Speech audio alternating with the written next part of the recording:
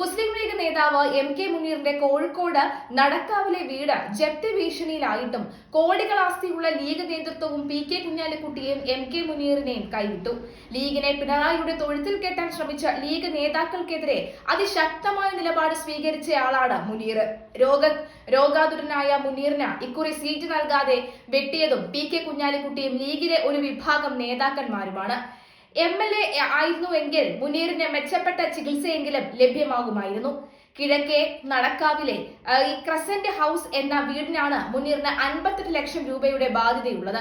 ഇത് ഒറ്റത്തവണ തീർപ്പാക്കൽ പദ്ധതി പ്രകാരം 48 ലക്ഷം രൂപയായി നിശ്ചയിച്ചിട്ടുണ്ട്. പക്ഷെ ഇതും അദ്ദേഹത്തിന് അടച്ചു തീർക്കാൻ കഴിഞ്ഞില്ല.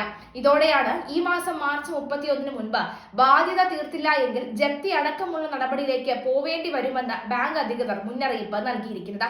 കോഴിക്കോട് ടൗൺ സർവീസ് സഹകരണ ബാങ്കിൽ നിന്ന് 10 വർഷം മുമ്പ് ഈ വീടിന്റെ നവീകരണാർത്ഥം 70 ലക്ഷം രൂപ മുനീർ വായ്പ എടുത്തിരുന്നു. വായ്പയുടെ ഘട്ടങ്ങളായിട്ടുള്ള തിരിച്ചടവ് മുടങ്ങിയതോടുകൂടിയാണ് ബാധ്യതയായത്.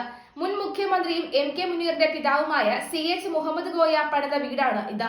പിന്നീട് മുനീർ പുതുക്കി പണിയുകയും ചെയ്തു. കോഴിക്കോട് ലീഗിനെ സംബന്ധിച്ചിടത്തോളം ഒരു വീട് എന്നതിനപ്പുറം മുസ്ലിം ലീഗിന്റെ ഒരു ആസ്ഥാന മന്ദിരം പോലെ പ്രവർത്തിച്ചിരുന്ന സ്ഥലമാണ് ഇത്.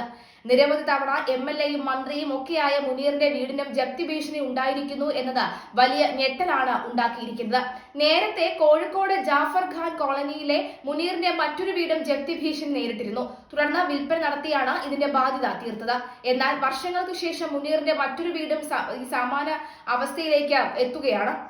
മുസ്ലിം ലീഗ് നേതാവ് മുൻ മന്ത്രിയുമായ എം.കെ. മുനീറിന്റെ വീട് നഷ്ടപ്പെടാൻ അനുവദിക്കില്ല എന്ന് മുസ്ലിം ലീഗ് അഖിലേന്ത്യാ സെക്രട്ടറിയും കോഴിക്കോട് സൗത്ത് മണ്ഡലം UDF സ്ഥാനാർത്ഥിയുമായ അഡ്വക്കേറ്റ് ഫൈസൽ ബാബു പറഞ്ഞു.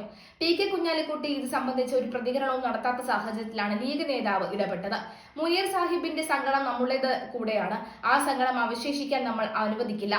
ക്രസ്റ്റ് ഹൗസ് എന്നത് ഡോക്ടർ എം.കെ. മുനീർ സാഹിബിന്റെ മാത്രം വീടല്ല, അത് നമ്മൾ ഓരോരുത്തരുടെയും വീടാണ്. പാണക്കാട് സെയ്ദ് സാദിഖലി ശിഹാബ് തങ്ങളും പി.കെ. കുഞ്ഞാലിക്കുട്ടി സാഹിബും ലക്ഷോപലക്ഷം അണികളും നേതൃത്വം നൽകുന്ന ഈ പാർട്ടി മുനീർ സാഹിബിനെയും കുടുംബത്തെയും അവസാന ശ്വാസം വരെ അന്തസ്സോടെ സംരക്ഷിക്കും. വീട് നഷ്ടപ്പെടുക എന്നല്ല, വീട് നഷ്ടപ്പെടും എന്ന ചർച്ചയ്ക്ക് പോലും ഇനി പ്രസക്തിയില്ല. പിതാവിന്റെ പാതയിൽ കറകളഞ്ഞ പൊതുപ്രവർത്തകനാണ് പ്രിയപ്പെട്ട മുനീർക്ക. അഡ്വക്കേറ്റ് ഫൈസൽ ബാബു ഫേസ്ബുക്കിൽ കുറിച്ച കുറിപ്പാണ് ഇത്. 2021 നിയമസഭാ തെരഞ്ഞെടുപ്പ് വേളയിൽ സമർപ്പിച്ച സത്യവാങ്മൂലം പ്രകാരം 4.34 കോടി രൂപയുടെ ആസ്തിയാണ് എം.കെ. മുനീറിനുള്ളത്. അന്ന് 92 ലക്ഷം രൂപയുടെ ബാധ്യതകൾ ഉണ്ടെന്നും അദ്ദേഹം വ്യക്തമാക്കിയിരുന്നു. കൈക്കൂലി ആരോപണം, കലാപശ്രമം തുടങ്ങിയവയുമായി ബന്ധപ്പെട്ട് 11 കേസുകൾ തനിക്കെതിരെയുള്ളതായും അന്ന് സത്യവാങ്മൂലത്തിൽ മുനീർ സൂചിപ്പിച്ചിരുന്നു. നിലവിലെ ജപ്തി ഭീഷണി രാഷ്ട്രീയ കേന്ദ്രങ്ങളിലും വലിയ ചർച്ചയായിട്ടുണ്ട്. കുഞ്ഞാലിക്കുട്ടിയും മുനീറും തമ്മിൽ തെറ്റാൻ നിരവധി കാരണങ്ങളാണ് ഉണ്ടായിരുന്നത്. പി.കെ. കുഞ്ഞാലിക്കുട്ടിക്കെതിരെ റജീനെ രംഗത്തിറക്കിയത് മുനീർ ചെയർമാനും M.V. നികേഷ് കുമാർ ചീഫ് എഡിറ്ററുമായിരുന്ന ഇന്ത്യ വിഷനാണ്. പി.കെ. കുഞ്ഞാലിക്കുട്ടിയുടെ നിയമസഭാ തോൽവിക്ക് വരെ കാരണമായ വിവാദമായിരുന്നു ഇത്. റജീനയ്ക്ക് പിന്നിൽ മുനീർ ആണ് എന്ന് ഇന്നും കുഞ്ഞാലിക്കുട്ടി വിശ്വസിക്കുന്നു. അന്ന് കുഞ്ഞാലിക്കുട്ടിയും മുനീറും ഒരേ ക്യാബിനറ്റിൽ മന്ത്രിമാരായിരുന്നു. ഒടുവിൽ കേരള ബാങ്ക് ഡയറക്ടർ ബോർഡ് അംഗത്വത്തെ ചൊല്ലി മുസ്ലിം ലീഗിന് ഭിന്നത രൂക്ഷമായതിന് പിന്നാലെ മുനീർ ആണെന്ന് വാർത്തകൾ ഉണ്ടായിരുന്നു. CPM-ന്റെ കെണിയിൽ അന്ന് പി.കെ. കുഞ്ഞാലിക്കുട്ടി വീഴുകയായിരുന്നു. അന്ന് ED മുഹമ്മദ് ബഷീറിന് പിന്നാലെ എം.കെ. മുനീറും അതൃപ്തി പരസ്യമാക്കി രംഗത്തെത്തിയിരുന്നു. പിണറായിയുടെ ആലയിൽ കെട്ടാനുള്ള പശുവല്ല ലീഗ് എന്ന എം.കെ. മുനീർ തുറന്നടിച്ചു. ഒരു മുന്നണിയിൽ നിൽക്കുമ്പോൾ മറ്റൊരു മുന്നണിയെ പ്രണയിക്കുന്ന പാരമ്പര്യം ലീഗിനില്ല. മുസ്ലിം ലീഗ് UDF-ന്റെ അവിഭാജ്യ ഘടകമാണെന്നും എം.കെ. മുനീർ പറഞ്ഞു. കേരള ബാങ്കിലെ ഡയറക്ടർ ബോർഡ് അംഗത്വം പാർട്ടിയിൽ ചർച്ച ചെയ്തില്ല എന്ന് ED മുഹമ്മദ് ബഷീർ പറഞ്ഞതിന് പിന്നാലെയാണ് CPM സഹകരണത്തെ മുനീറും പരോക്ഷമായി വിമർശിക്കുന്നത്. ഒരു മുന്നണിയിൽ നിൽക്കുമ്പോൾ മറ്റൊരു മുന്നണിയെ പ്രണയിക്കുന്ന പാരമ്പര്യം ലീഗിനില്ല എന്ന മുനീറിന്റെ നിലപാട് പാർട്ടിയിലെ എതിർചേരികളുള്ള മറുപടിയാണ്. അതേസമയം അബ്ദുൽ ഹമീദ് ഡയറക്ടർ ബോർഡ് അംഗത്വം സാദിഖലി തങ്ങളുടെ അനുമതിയോടെയാണ് ഏറ്റെടുത്തത് എന്നാണ് പാർട്ടിയിലെ വിമർശകർക്ക് സംസ്ഥാന ജനറൽ സെക്രട്ടറി PMA സലാമിന്റെ മറുപടി. ലീഗിലും മുന്നണിയിലും ഭിന്നത കലക്കുമ്പോൾ CPM നേതാക്കൾ ലീഗിനെ പ്രശംസിച്ചും കോൺഗ്രസിനെ വിമർശിച്ചും ഭിന്നത മുതലാക്കാനുള്ള നീക്കത്തിലായി. ഫലസ്തീൻ ഐക്യദാർഢ്യം റാലിയിലേക്ക് ഉൾപ്പെടെ CPM ലീഗിനെ ക്ഷണിച്ചത് UDF-ൽ വലിയ രീതിയിലുള്ള എതിർപ്പുകൾക്കിടെയായിരുന്നു. ഏറ്റവും ഒടുവിലായി കേരള ബാങ്ക് ഡയറക്ടർ ബോർഡിലേക്ക് മലപ്പുറത്തെ ലീഗ് MLA നാമനിർദ്ദേശം ചെയ്ത നടപടി വിവാദമായി. മുസ്ലിം ലീഗ് LDF-ലേക്ക് പോകുമെന്ന ചർച്ചകളും ഇതിനിടയിൽ സജീവമായിരുന്നു. പല കാര്യങ്ങളിലായി ലീഗിന് അനുകൂലമായുള്ള സർക്കാരിന്റെയും CPM-ന്റെയും തീരുമാനങ്ങൾ UDF-ൽ പ്രശ്നങ്ങൾക്കിടയുണ്ടാക്കുന്നതിനിടെയാണ് ഇക്കാര്യത്തിൽ രൂക്ഷ വിമർശനവുമായി M.K. മുനീർ രംഗത്തെത്തിയത്.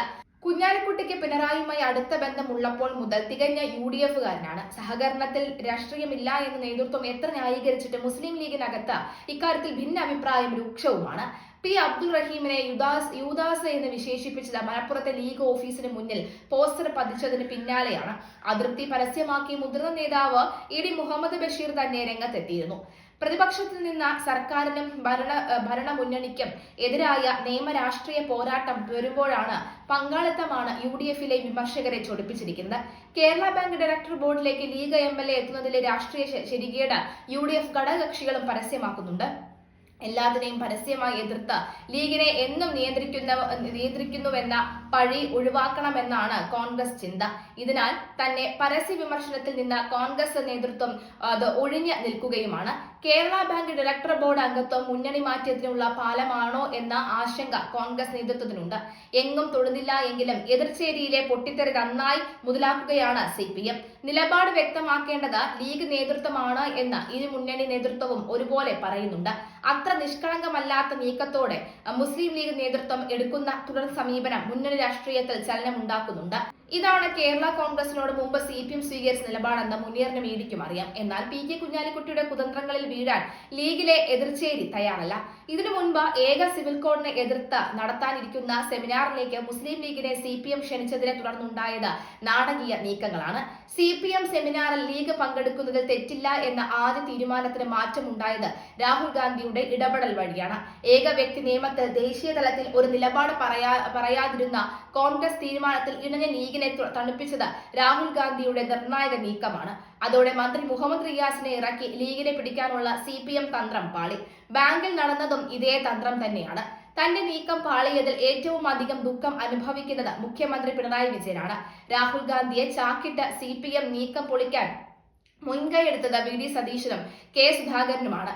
ഭാവി മുഖ്യമന്ത്രിയായി മരുമകനെ വാഴിക്കാനുള്ള നീക്കം പൊളിഞ്ഞതോടെ പിണറായി രാഹുൽ ഗാന്ധിയോട് കലിപ്പിലാണ്. PK കുഞ്ഞാലിക്കുട്ടിയെ ഉപയോഗിച്ചാണ് റിയാസ് വഴി ലീഗിനെ ഇടതു കൂടാരത്തിൽ എത്തിക്കാൻ CPM ശ്രമിച്ചത്.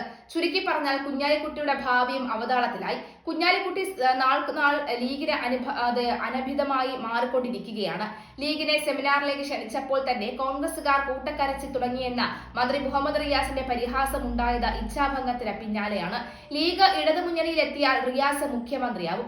സെമിനാറിനുള്ള CPM ക്ഷണത്തിന് പിന്നാലെ പങ്കെടുക്കുന്നത് സംബന്ധിച്ച് ലീഗിനുള്ളിൽ കടുത്ത അഭിപ്രായ വ്യത്യാസങ്ങൾ ഉയർന്നു. അന്തിമ തീരുമാനം പ്രഖ്യാപിക്കാൻ പാണക്കാട് ചേർന്ന നിർണായക യോഗത്തിൽ പ്രധാനപ്പെട്ട നേതാക്കളെല്ലാം പങ്കെടുത്ത നിലപാട് അറിയിച്ചു. കോൺഗ്രസിനെ ക്ഷണിക്കാത്ത സെമിനാറിൽ ലീഗ് പങ്കെടുത്താൽ UDF മുന്നണി സംവിധാനത്തിൽ കടുത്ത ക്ഷീണം ചെയ്യുമെന്ന CPM ക്ഷണം ദുരുദ്ദേശമുള്ളതാണ് എന്നും ED Muhammad Basheer, MK Muneer, KP Majeed തുടങ്ങിയ നേതാക്കൾ യോഗത്തിൽ ഉന്നയിച്ചു.